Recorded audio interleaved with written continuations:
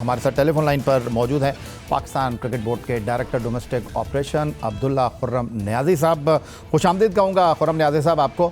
और एक नए निज़ाम के तहत पाकिस्तान क्रिकेट बोर्ड का डोमेस्टिक सीज़न 2025-26 अभी शुरू हुआ नहीं कि सवालात उठ रहे हैं और हमने सोचा कि इन सवालों के जवाब के लिए आपसे बेहतर कोई शख्सियत हो नहीं सकती। तो सबसे पहले तो ये जानना चाहूँगा, ये जो आपने रद्दोबदल किया है डोमेस्टिक क्रिकेट के नए निज़ाम में 8 टीमों का कायदे-आज़म ट्रॉफ़ी कराने का फ़ैसला किया है, तमाम स्टेक होल्डर्स से आपने मशावरत की, उनको ऑन बोर्ड लिया?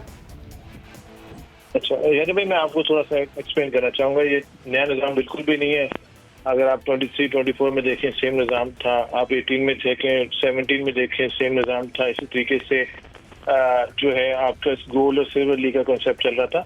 और दूसरा मैं आपको मज़ीद एक्सप्लेन करना चाहता हूँ कि ये डोमेस्टिक स्ट्रक्चर रिफॉर्म्स के हवाले से चेयरमैन साहब ने लास्ट वीक डोमेस्टिक स्ट्रक्चर हुआ, उसमें उसको ओवरव्यू किया, पूरी कमेटी बनाई जिसमें आकिब जवेद साहब उस मेंबर थे उस कमेटी के, जिसमें वहाब साहब थे हमारे। उसके अलावा जो है ख्वाजा नदीम साहब जो कि स्टेक होल्डर थे हमारे, और बिलाल अफजल साहब और CEO, उन्होंने ओवरव्यू लिया सारा का सारा डोमेस्टिक का। देन इस कमेटी को बढ़ा दिया गया और उसमें हमारे जो है उसमें पेशावर के प्रेसिडेंट जो हैं वो उसमें हिस्सेदार हुए, कराची के हमारे नदीम अहमद साहब हुए, उसके अलावा बहावलपुर के और हमारे जितने भी नुमाइंदगान इंक्लूडिंग माई सेल्फ। पहले फेज में एक कमेटी ने इसको एवेल्यूएट किया और उसमें उसको एवेल्यूएट करने के बाद फर्दर फिर कमेटी में डिस्कशंस हुई इसके ऊपर।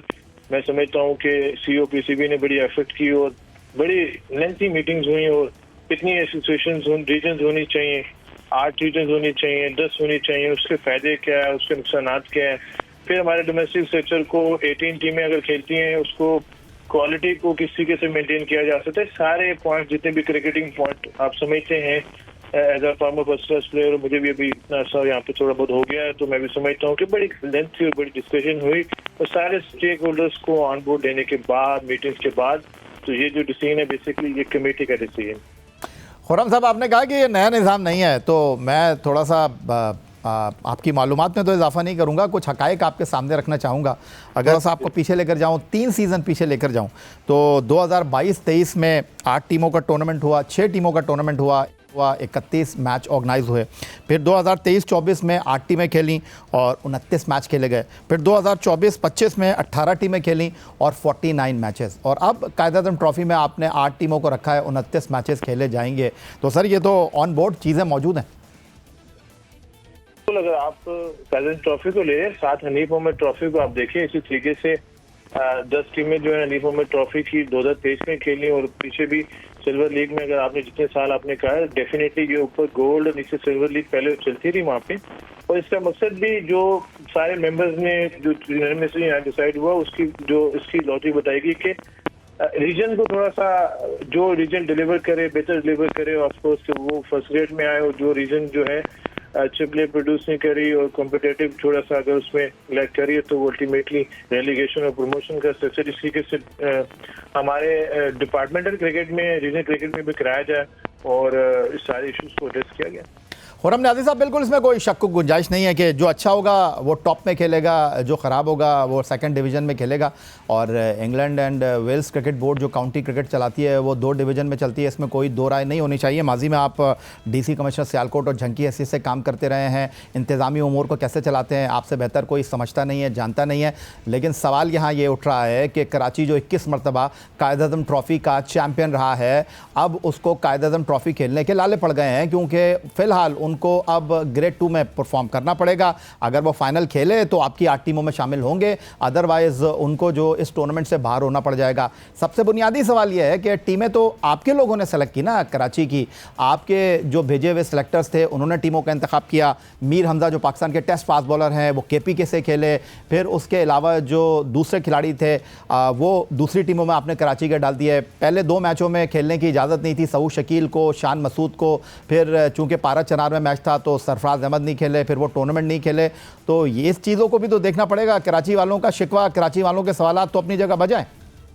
देखिए जी, आपकी बिल्कुल जबरदस्त बातें हैं। अब इशू ये है कि ये जो सिस्टम हम अभी काजन ट्रॉफी को डिस्कस करें, अगर नेशनल 2020 में देखें, कराची वाइट से वो क्वालिफाई कर चुकी है ऑलरेडी, और उसको प्री क्वालिफाई खेलने की जरूरत नहीं है। और अभी भी देखें 2 टीमों के लिए ओपन है, अभी तो ऊपर से 6 टीमों को अपॉर्चुनिटी मिली है। हो सकता है कि हम अगर कराची के पॉइंट ऑफ व्यू से देखें तो मेरे ख्याल में कराची में ऐसी सेंस है भी सही, और जो अभी कराची में ही हो रहा है फदर हनीफ मोहम्मद ट्रॉफी भी, और दूसरा जो है बहावलपुर और मुल्तान रीजन में हो रहा है, वो कंडीशन भी मैं समझता हूँ कराची की टीम को सूट करती है। और ये भी हम अभी तो पहले अज्यूम कर रहे हैं, ये हो सकता है कि दोनों पूलों में कराची विन कर ले और वो 2 टीमें ऐड हो जाए, तो फिर उसके बाद आप इसको किस तरह देखेंगे? नहीं, बिल्कुल आपका सवाल बजा है, लेकिन आप एक निज़ाम बनाने जाते हैं तो ऐसा तो नहीं हो जाता ना कि रातों रात आप उसका ऐलान कर दें। अगर आप पहले से उनको बता देते, मैं पिछले सीज़न की बात करूं, सुई गैस की टीम रेलीगेशन में से सिर्फ 5 गेंदों से वो बचे थे, क्योंकि टीम भी उनकी अपनी थी, उनको कवायद का भी पता था कि अगर हारे तो टूर्नामेंट से बाहर हो जाएंगे। कराची को तो इस बात का इदराक नहीं था, ख़राब खेले, और उनका शिकवा ये है कि भाई ये जो टीम खेली है ये तो हमारी बनाई हुई टीम ही नहीं है, ये तो पाकिस्तान क्रिकेट बोर्ड के नुमाइंदों की बनाई हुई टीम है। इवन आपने जो चैंपियन टीम का कोच था इमाम, उनको आपने हटाकर महमूद आमिद को कोच लगा दिया। सर मेरी बात सुनिए, मैं थोड़ा फैक्ट पे बात करें। जी बिल्कुल। आप एसोसिएशन का आपने क्या उसमें सिलेक्शन कमेटी को आपने देखा, आपने उसको नोटिफिकेशन अगर आप देखें, वो is the head of selection committee, region president are the heads. Policy भी सारे रीजन प्रेसिडेंट से मिलकर बनती है और उसमें क्राइटेरिया सामने रखता है। हमारा मॉनिटरिंग रोल था कि जो हम क्राइटेरिया जो भी फिक्स करें उसको पीसीबी सिर्फ इंश्योर करा रहा था। सिलेक्शन तो अल्टीमेटली कोचेज ने, एसोसिएशन ने मिलकर की, हमारा रोल सिर्फ उसमें मॉनिटरिंग का था कि इंश्योर कराया जाए।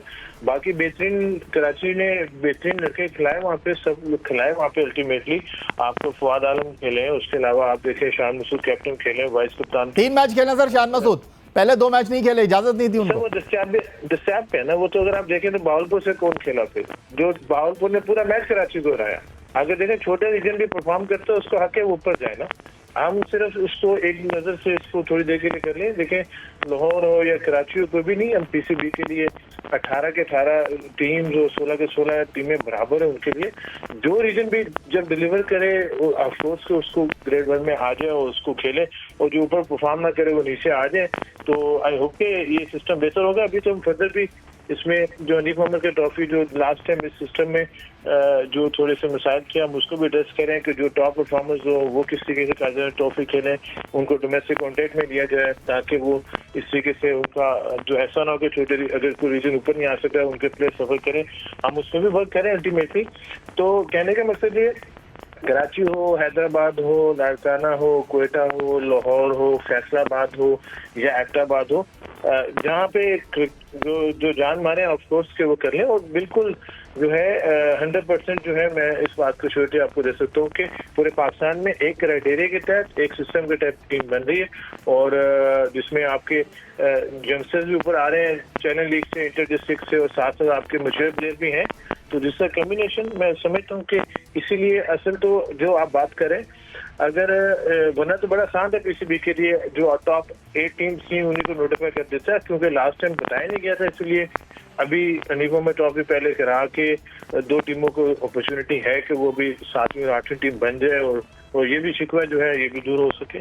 तो खुर्रम न्याज़ी साहब, मैं यही तो आपसे बात कर रहा हूँ कि ये आप अगले सीज़न में भी कर सकते थे और इन टीमों को आप मौका दे देते, और इस बार जो हनीफ मोहम्मद ट्रॉफ़ी करा रहे हैं, जो उनकी फ़ाइनल की 2 टीमें हैं, उनको आप कहते हैं कि अगली बार ये इन होंगी और अगली बार 7वीं और 8वीं टीम बाहर हो जाएगी। तो ये जो इतने सवालात उठ रहे हैं, इतनी तनकीद हो रही है, होती नहीं? नहीं देखिए, तनकीद तो आपको पता है, कोई भी स्टेप करे अल्टीमेटली तो उसका हर चीज़ का तस्वीर का दूसरा रुख तो होता है। उसको आप, जारी बात है, मैं तो इसमें पॉजिटिव लेता हूँ, जितनी भी तनकीद होती है जारी बात है उससे आप देखते हैं, उसको समझते हैं। लेकिन इसमें क्रिटिसिज्म बनता है इसमें से नहीं है कि ये मैंने तो नोटिफाई नहीं कराया ना, एक कमेटी है जिसमें जैसे 12 लोग हैं और बड़े बड़े मतलब सारे क्रिकेटिंग के ब्रेन्स भी शामिल हैं, और उसके अलावा हमारे एडमिनिस्ट्रेटर वहाँ बैठ के अगर कोई डिसीजन होता है किसी चीज़ में, ऑफकोर्स के मेरा काम तो उस कमेटी में अगर कोई चीज़ फाइनलाइज हो चुकी है उसका एग्जीक्यूट कराना है। ऑफकोर्स इंशाल्लाह वो आपको बेहतरीन तरीके से करा के देंगे इस पर।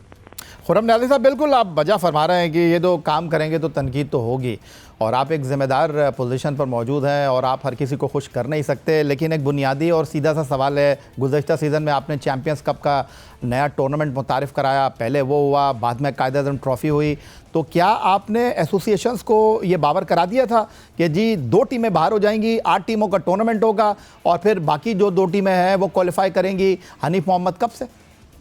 बिल्कुल जी, वहाँ पे हमने सबको मतलब हमारे तो आप देखें, अगर इस टाइम 8 प्रेसिडेंट्स हैं जो इलेक्टेड प्रेसिडेंट्स हैं, और बाकी 4 जगहों पर भी प्रेसिडेंट नोटिफाई नहीं है। उनमें से 5 तो उस कमेटी के मेंबर थे जहाँ पे डिस्कशन हुई, उनके सबके सामने डिस्कशन हुई और सबको बताया था कि इस तरीके से टॉप 6 ले रहे हैं, और 2 अभी इस वजह से कह रहे हैं कि जो इसी साल जो परफॉर्म करे वो अल्टीमेटली वो भी साथ आ जाए, और नेक्स्ट ईयर फिर एक रेलीगेशन, एक प्रमोशन होगी, और सबको। अगर आपने बता दिया तो फिर नदीम उमर साहब जो कराची सिटी क्रिकेट एसोसिएशन को रन कर रहे हैं, वो आपकी मीटिंग में जूम पर मौजूद थे, ऑनलाइन मौजूद थे, वो क्यों शिकवा कर रहे हैं, वो क्यों सवालात उठा रहे हैं?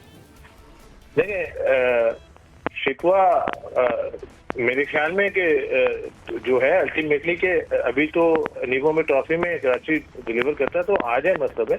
और एज ए प्रेसिडेंट अगर उनका कोई शिकवा हो तो खुद कमेटी में थे, ऑफकोर्स ठीक है, उन्होंने कमेटी में कहा था कि उनकी अपनी पॉइंट ऑफ व्यू थी, लेकिन जो कमेटी में जो अक्सरियत का फैसला होना अल्टीमेटली उसके मुताबिक चलना है, क्योंकि बहुत सारे रीजनल प्रेसिडेंट जो थे उन्होंने इंडोर्स किया, 1-2 ने इंडोर्स नहीं किया, तो डजंट मैटर कि अगर 70-80% लोग अगर कोई बात कर रहे हैं कमेटी में और स्ट्रक्चर पे। दूसरा स्ट्रक्चर रिफॉर्म, आपने अभी चैंपियंस ट्रॉफी की बात की, मैं वो जरूर चैंपियंस जो आपने जी चैंपियंस कप की बात की, वो स्ट्रक्चरल कमेटी ने जब उसको वैल्यूएट किया तो वहाँ पे तय हुआ कि जो आप एनसीए जितने भी हमारे इसमें एकेडमीज को जो हम ज्यादा मैचेस के बजाय उनका थोड़ा सा था कि पूरा साल क्रिकेट चल रही है, जिसमें थोड़ा सा क्रिकेट को कम करके ज्यादा उनकी स्किल डेवलपमेंट पे, मतलब सीजन थोड़ा सा शॉर्ट हो, रमजान तक सीजन कम से कम क्लोज हो जाए, उसके बाद इनको 6 महीने 8 महीने इन्हीं प्लेयर्स को जो है एकेडमीज में थोड़ा सा हम जो ग्रूमिंग वहाँ कर रहे थे हम